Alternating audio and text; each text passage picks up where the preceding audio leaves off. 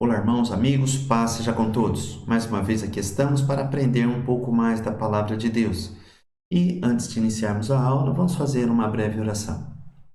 Querido Deus, nós te agradecemos por esta oportunidade que o Senhor nos conhece, de conhecermos mais da tua palavra. Queremos te pedir, Senhor, perdoe os nossos pecados, nos ajude a compreender a tua palavra e, mais ainda, nos ajude a colocá-la em prática. Para isso nós te pedimos, nos dê força e a tua graça. Em nome de Jesus. Amém. Hoje falaremos sobre uma parábola bastante curta da palavra de Deus.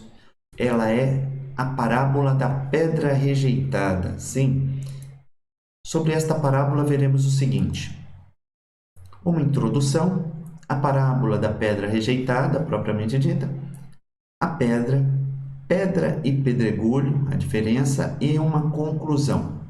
Introdução. Nos últimos dias antes de sua morte, Jesus confrontou, desafiou, repreendeu líderes religiosos em Jerusalém. Vamos ver por que daqui a pouco. Tais líderes ficaram indignados com o fato de Jesus receber adoração e também não gostaram nadinha de terem sido expulsos os vendedores que ficavam no templo, pois isso dava lucro aos líderes daquele templo. Antes desta parábola, outras duas, a dos 2 filhos e a dos lavradores maus, tinham sido usadas para confrontar as autoridades religiosas da época. Então, para coroar o seu discurso, Jesus cita a parábola da pedra rejeitada.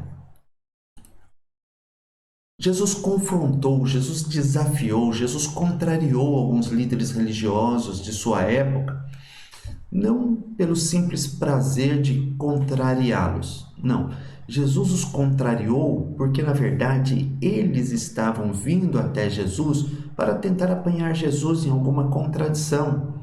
Faziam algumas pegadinhas para ver se Jesus se perdia em suas palavras, mas isso jamais aconteceu. E, diante de toda aquela recusa em aceitar os ensinamentos de Jesus, Jesus relembrou-os de uma parábola que havia sido escrita lá no Velho Testamento, e desta parábola fez uso com as palavras que nós vamos ler, que ficaram registradas no Evangelho segundo São Mateus. Eis a parábola. Disse-lhes Jesus: Vocês nunca leram, não? Está escrito: a pedra que os edificadores rejeitaram, essa foi posta como pedra angular. Pelo Senhor foi feito isso, e é maravilhoso aos nossos olhos. Jesus menciona a profecia do Salmo 118, versículos 22 e 23, que é semelhante ao que ficou registrado em Isaías 28, 16. No final desse versículo que nós lemos, como vocês podem ver, há um ponto de interrogação. E por que este ponto está aí? Este ponto de interrogação está aí não porque Jesus tem dúvida sobre o que está escrito, e muito menos que os seus opositores tivessem alguma dúvida sobre o que estava escrito. Na verdade, este ponto de interrogação se refere à pergunta que Jesus fez.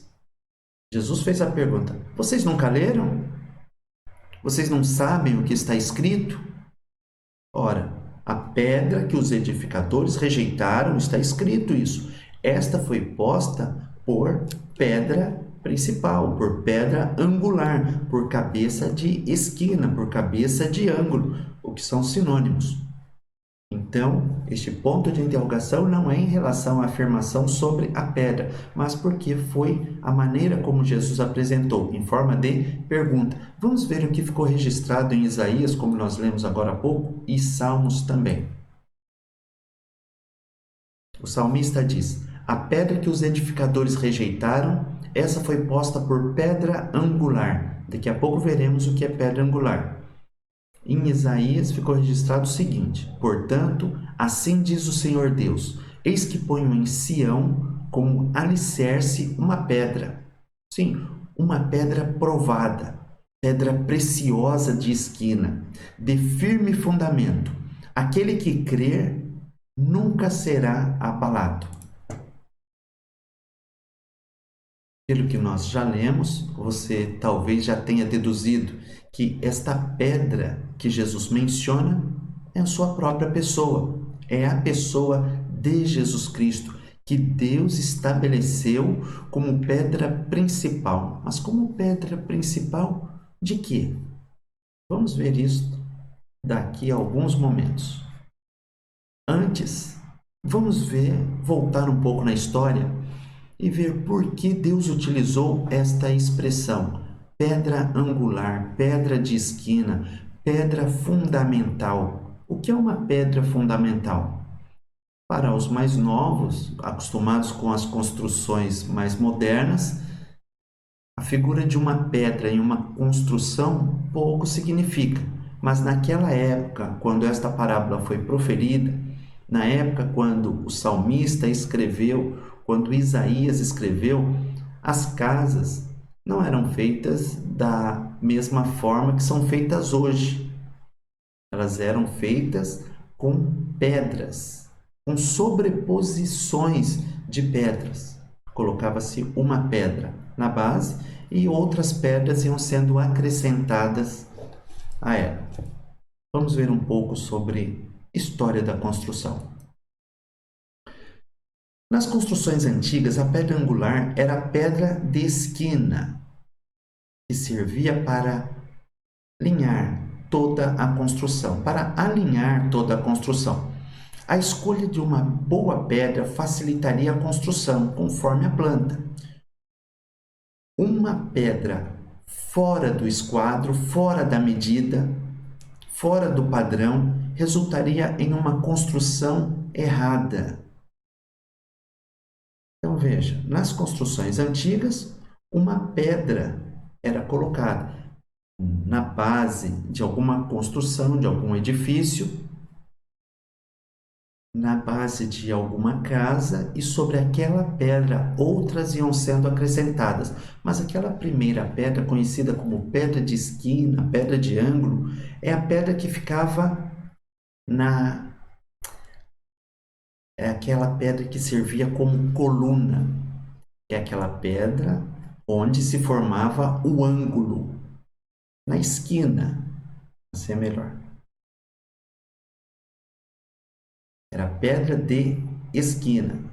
Mas e as pedras que iam nas paredes? Elas também formavam um ângulo de 180 graus, reto. Não, aqui pedra angular tem o significado de ser uma pedra da esquina, uma pedra do canto, uma pedra que fica como coluna daquela construção. Trouxe aqui alguns exemplos.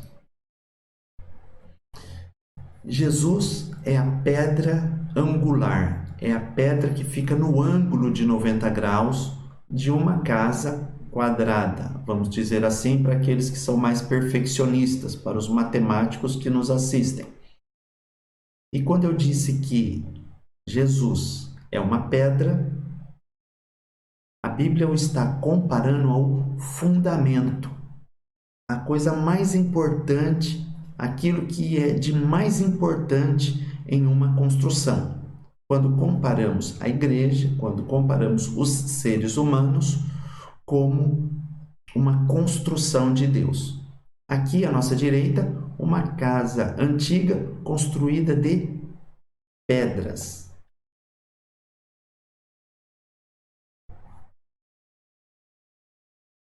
Vamos prosseguir um pouco mais. Há uma outra forma de dizer que Jesus é o principal elemento em uma construção, dizendo que ele é uma pedra angular. Também existe uma outra espécie de construção que não é uma casa, mas é uma construção que tem todo o seu peso, boa parte do seu peso, antes que alguns me digam, não, mas ao lado também existe um peso que é distribuído. Mas os arcos romanos, Os arcos, eles eram construídos e sobre eles havia uma pedra em formato de cunha que recebia uma pressão muito grande e, graças àquela pedra, aquele arco poderia ser mantido em pé. Vou trazer o exemplo e vai ficar mais fácil aqui. Aliás, o exemplo não, a figura. Também era chamada de pedra angular aquelas que faltou um M aqui, iam sobre os arcos das construções, a qual dava firmeza à estrutura. Observem nesta estrutura que uma pedra diferente era colocada sobre o arco. Se essa pedra fosse retirada, o arco cairia, a construção desabaria.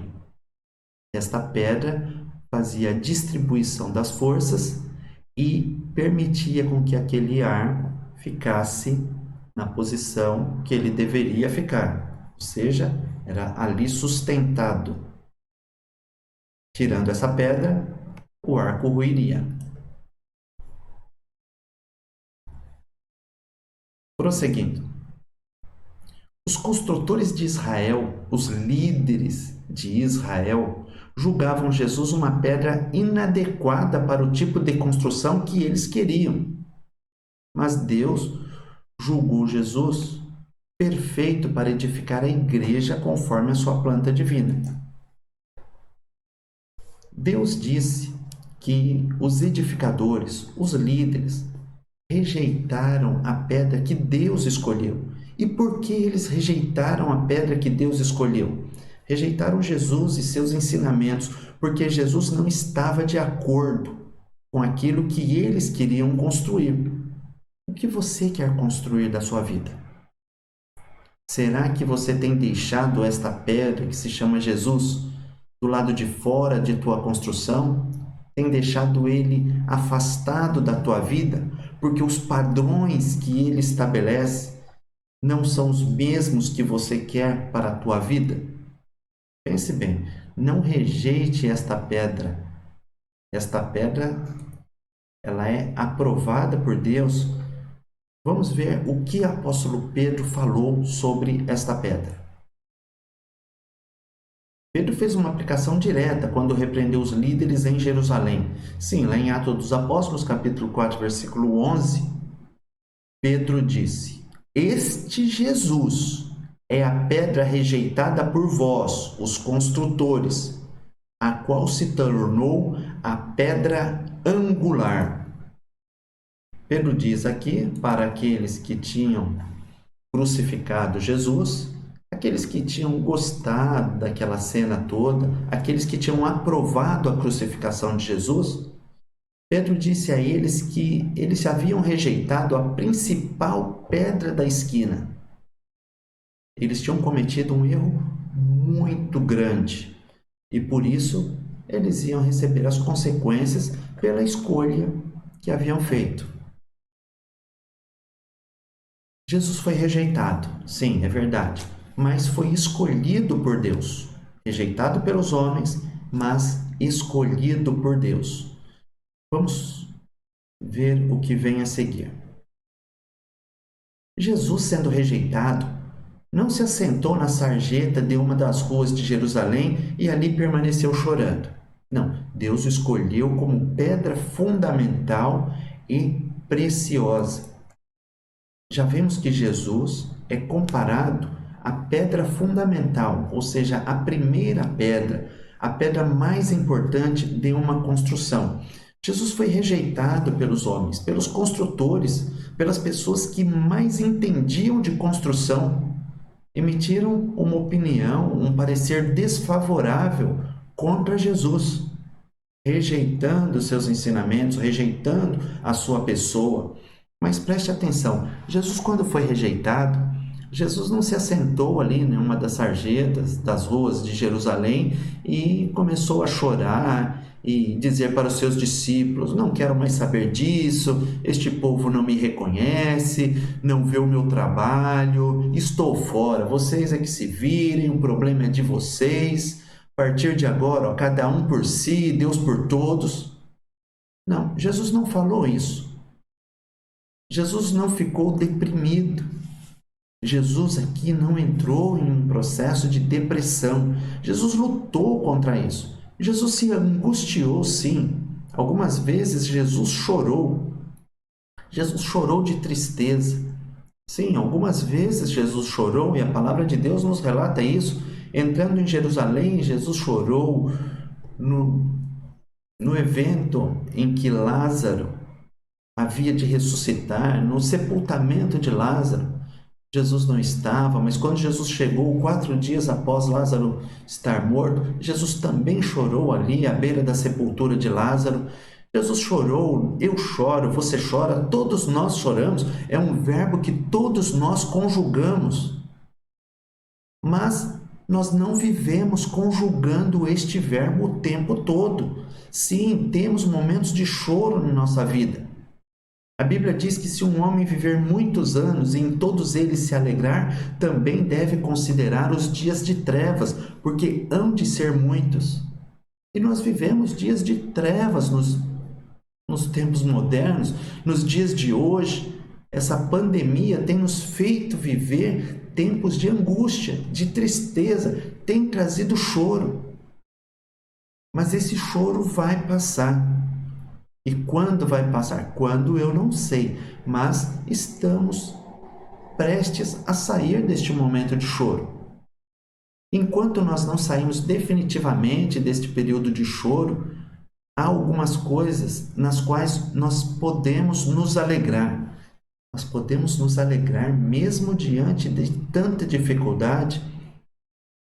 É verdade, e eu vou dizer o porquê. Jesus foi rejeitado, mas por Deus foi escolhido como uma pedra preciosa. E você também é uma pessoa preciosa para Deus, embora rejeitado por alguns. Veja só o segredo da alegria. A palavra de Deus diz no Salmo 60, versículo 12: em Deus faremos, nós, eu, você, tu, faremos proezas, porque Ele é que pisará os nossos inimigos. Pois a alegria do Senhor é a nossa força. O que quer dizer isso? Veja só, o primeiro versículo que nós lemos aqui, de Salmo 60, versículo 12, ele diz que nós faremos proezas em Deus. Ou seja, se estivermos com Deus, se estivermos buscando agradar a Deus, nós faremos proezas. E por que nós faremos proezas? Porque é Deus que cuidará dos problemas por nós. Então nós só teremos condições de fazer proeza. E o que é uma proeza? É um fato extraordinário, alguma coisa além do comum, alguma coisa sobrenatural. Sim, nós teremos condições de fazer coisas sobrenaturais, de vencermos obstáculos aparentemente intransponíveis, impossíveis de serem vencidos, se nós estivermos em Deus, porque Deus irá à nossa frente. No segundo versículo que nós lemos, no quadro anterior, é dito que a alegria do Senhor é a nossa força. Resumindo esta explicação, quando eu digo que algo é alguma coisa, eu quero dizer que algo é igual a alguma coisa. Vamos aplicar este mesmo raciocínio aqui para simplificar a explicação. A alegria do Senhor é a nossa força. Então vamos lá. A alegria do Senhor é igual à nossa força. Ou, mudando os termos de lugar, a nossa força é a mesma coisa que a alegria de Deus. Não entendi. Vou explicar um pouquinho mais. O que nos dá força é deixarmos Deus alegre. Se nós deixarmos Deus alegre com as nossas atitudes, com as nossas palavras, com os nossos pensamentos, enfim, com as nossas ações, com o nosso ser, nós teremos força para vencer. Então, o segredo está em agirmos de uma maneira que agrada ao Senhor, porque fazendo isso, nós teremos força. Ficou mais claro? Espero que sim. Pedro escreveu também para os cristãos acerca de Jesus. Pedro diz que nós devemos nos chegar a Ele, a Jesus, pedra viva. Lembrando que ela foi rejeitada. Rejeitada, na verdade, pelos homens, mas para com Deus, eleita e preciosa. Jesus foi a pedra rejeitada. Você é uma pedrinha também. É uma pedrinha que pode ser rejeitada pelos homens. O importante é você saber que para Deus você é uma pessoa preciosa, rejeitada por homens, mas preciosa para Deus, eleita por Deus, preciosíssima para Deus. E por que eu estou falando tanto de Pedro falando sobre pedra? Porque aqui na frente nós vamos falar sobre uma diferença entre pedra e pedrisco, entre rocha e pedregulho. Pedro também diz o seguinte: vós também, quais pedras vivas, aqui Pedro se referindo aos que guardam os ensinamentos de Jesus. Ele diz: vocês são edificados como uma casa espiritual para serdes sacerdócio santo, a fim de oferecer sacrifícios espirituais aceitáveis a Deus por Jesus Cristo. Quero frisar aqui que nós somos como pedras vivas, edificados como uma casa espiritual. Próximo versículo diz: por isso na Escritura se diz: eis que ponho em Sião uma pedra principal. Sim, Deus colocou uma pedra de ângulo, uma pedra fundamental, uma pedra principal, a mais importante pedra, eleita e preciosa, e quem nela crer não será confundido. Acredito que não tenha ficado dúvida para você de que esta pedra é o Senhor Jesus Cristo, o nosso Salvador. Pedro menciona como a pedra principal, como a pedra eleita, como a pedra preciosa.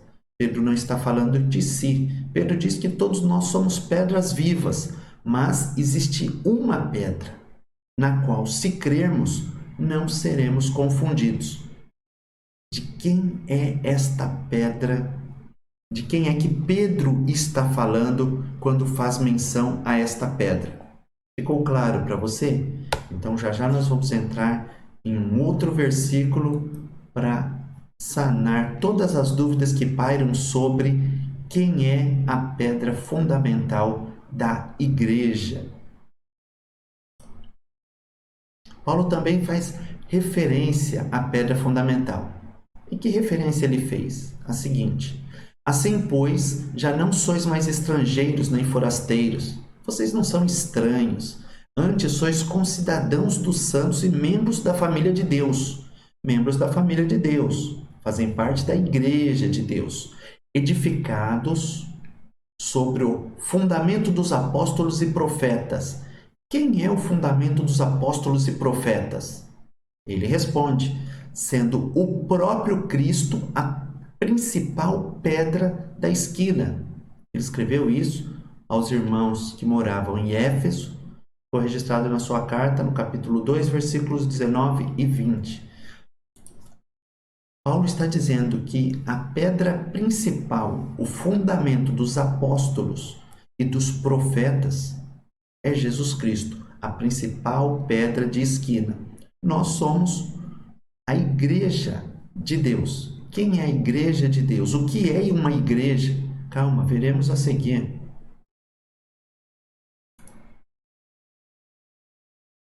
O nosso quarto tópico, pedra e pedregulho.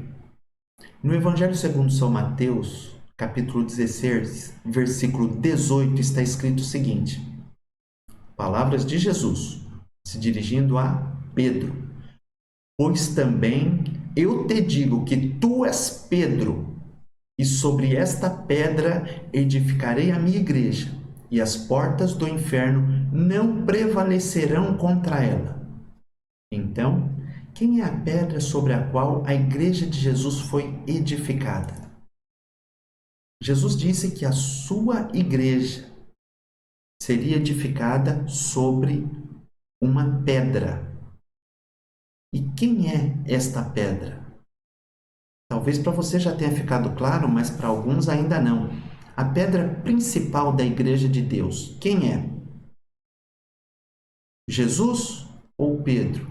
Alguns interpretam que Jesus estava dizendo para Pedro, aqui nesta passagem de Mateus, que Pedro seria a pedra sobre a qual a igreja seria edificada. Eu acho que os versículos anteriores já permitiram uma clareza sobre o assunto de que em momento algum Pedro é referido como uma pedra. Em nenhum momento, nem anterior, nem posterior, Pedro é colocado como a pedra mais importante. Porque Jesus é a pedra fundamental, é a pedra mais importante, é a pedra angular, é a pedra sobre a qual todo o edifício, do qual Pedro é uma pedra também, como eu sou e como você é edificado. Vamos seguir um pouco mais e ver o significado da palavra Pedro. O que significa Pedro? Pedro significa pedra.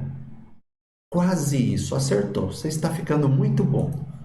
Vamos prosseguir. Pedro vem do grego Petros. Petros, significa pedregulho, pedrisco, uma lasca de pedra. Jesus é a pedra, Jesus é a Petra do grego, significa uma pedreira, uma rocha. Pedro é fragmento de pedra, Jesus é a rocha. O apóstolo Paulo escreve à igreja de Corinto, no capítulo 10, em sua primeira carta, versículo 4, que Jesus Cristo é a rocha. E quando Jesus disse: sobre esta pedra edificarei a minha igreja, a concordância é com Petra e não com Petros. O que é uma igreja? A igreja é o lugar para onde nós vamos cultuar a Deus, ouvir a palavra de Deus, cantar hinos a Deus, aprender a palavra de Deus? Não. Não é nada disso. Ali é o templo. Alguns chamam de igreja, mas ali é onde se reúne a igreja. A palavra igreja vem do grego e significa assembleia. Sim, uma assembleia, uma reunião de pessoas. Talvez alguém diga: ora, mas igreja significa os chamados para fora. Também, os chamados para fora de onde? Chamados para fora de um sistema de pecado, um sistema de corrupção, um sistema mundano, um sistema ímpio, um sistema pecaminoso de vida. Todos aqueles que se entregam para Cristo, reconhecem-no como Salvador, creem em seu coração que Deus o ressuscitou dos mortos, todos esses fazem parte da Igreja de Deus. A igreja significa assembleia. O significado da palavra em grego eclésia quer dizer assembleia. Sim, assembleia daqueles que abandonaram a vida pecaminosa, que lutam contra a vida pecaminosa, que luta contra os desejos que vêm sobre a sua carne. O apóstolo Paulo ele chega a mencionar que ele sabia que em sua carne não habitava bem algum. Olha que colocação interessante. Por que ele disse isso? Porque sabia que esta carcaça que nós temos aqui tem alguns desejos que não produzem alegria para Deus. E por isso ele se via numa batalha constante. Sim, mesmo você crendo em Deus e se esforçando para fazer aquilo que é da vontade dele, você vai enfrentar alguns combates contra os desejos que a tua carne tem.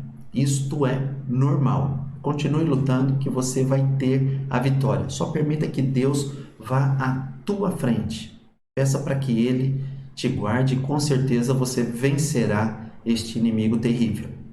Mas, prosseguindo, quando Jesus disse que a sua igreja seria construída sobre a pedra fundamental que é Ele, Jesus disse que aqueles que compõem uma assembleia, pessoas diferentes do mundo como um todo. Sim, e a palavra eclésia no grego, ela é originada de duas outras palavrinhas. Que palavrinhas são essas? Chamados e para fora. Então, hoje, nós dizemos que a igreja pode-se dizer da igreja, que são aqueles que foram chamados para fora. Mas lembrando, aqueles que se atêm ao preciosismo da língua, que o significado original de eclésia é assembleia. Sim, só que a palavra eclésia é composta de duas palavras, chamados para fora, que no caso da igreja, até é fácil de ser entendido e fácil de ser aplicado. Mas não são todas as palavras compostas que os significados primitivos nos ensinam algo sobre a sua origem. Por exemplo, butterfly, borboleta em inglês. Butter, manteiga. É assim que se pronuncia? Tudo bem. Butterfly. Butter, manteiga. Fly, mosca. Mosca da manteiga? Sim, é melhor entender como borboleta. Muitas vezes o significado da palavra decomposto não quer dizer muitas coisas. Aqui foi uma coincidência. Chamados para fora e assembleia.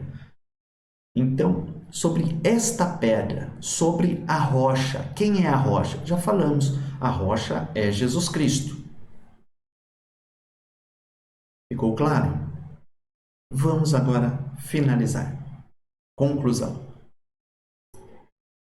O apóstolo São Paulo diz-nos que não há outro fundamento.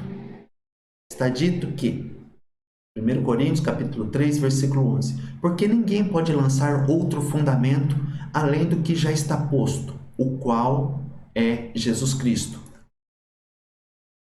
Jesus Cristo é o único fundamento colocado por Deus. O Criador de todo este universo colocou alguém para trazer-nos o ensinamento, para trazer-nos a sua vida, para que nós pudéssemos dela compartilhar, bem como dos seus ensinamentos. Não há outro. A palavra de Deus diz que não há outro nome pelo qual devamos ser salvos. Então nós não podemos ser salvos acreditando em outras pessoas. Não podemos ser salvos crendo em outras pessoas, porque o Criador do universo estabeleceu um meio para que nós fôssemos salvos. E este meio é através de Jesus Cristo, seu Filho. Sim, você pode me perguntar, mas há tantas outras pessoas boas que deixaram grandes exemplos para a humanidade. Eu não posso seguir os seus ensinamentos? Eu vou ser bem específico e claro. Você pode seguir os ensinamentos de outras pessoas, desde que sejam compatíveis com os ensinamentos de Jesus Cristo. E o que eu quero dizer com isso? Eu quero dizer o seguinte: se alguém veio a esta terra e disse que você deveria amar o próximo como a si mesmo, deveria se sacrificar pelo próximo, abrir mão de algum conforto para atender a necessidade do próximo, por que não seguir isso? Afinal de contas, foi o que Jesus ensinou. Independente da época que tenham vindo outras pessoas se dizendo iluminadas por Deus, toda iluminação fora de Deus não é iluminação, é treva. Espero ter sido claro. Os mestres da lei e líderes religiosos da época de Jesus rejeitaram-no como fundamento. Não quiseram aceitar Jesus como fundamento, não lhe dando o devido valor. Talvez você tenha escolhido seguir um outro líder, uma filosofia de vida, alguma religião oriental, ocidental, seja o que for, qualquer outra religião. Isso mostra que você está colocando um outro fundamento no lugar daquele que Deus estabeleceu. Entenda, não estou falando mal de outras religiões. Algumas têm alguns ensinamentos que são idênticos àquele que Jesus ensinou, mas não todos. Não é você que é o centro do universo. Não é você que é autossuficiente. Hinduísmo, shintoísmo, xamanismo, budismo, todos os seus seguidores têm meu respeito, sempre terão, independente da religião. Eu citei algumas, mas poderia fazer uma relação enorme aqui. Só estou dizendo que o que Deus estabeleceu é que Jesus é a pedra principal e que alguns líderes rejeitaram, foram arrogantes, fizeram suposições incorretas, rejeitaram a pessoa de Jesus Cristo e por isso colheram algumas consequências. Qual é o teu fundamento? Cristo ou outra pessoa, outro sistema religioso, outro sistema de doutrina, outra filosofia de vida? Qual é o teu fundamento? Teu fundamento é uma rocha ou uma pilha de pneus? Escolha uma rocha como teu fundamento. Devemos fundamentar nossos valores sobre os ensinamentos de Cristo. Se quisermos uma construção, uma vida sólida, afinal, todos havemos de prestar contas àquele que nos deu a vida. Lembrando que um dia nós vamos nos encontrar com o Criador do Universo e prestaremos conta de tudo que tivermos feito nesta vida. Dentre elas, a principal de todas, qual foi o fundamento que nós escolhemos para a nossa vida? Escolha Jesus. Ele é a pedra que, embora rejeitada por uns, foi escolhida por Deus, eleita por Deus, preciosa. E se você construir o teu edifício sobre Cristo, ou seja, se você pautar as tuas ações com base nos ensinamentos que Jesus deixou, certamente você será uma casa feliz. É o que tínhamos para hoje. Deus vos abençoe e até a próxima semana. Fiquem com Deus.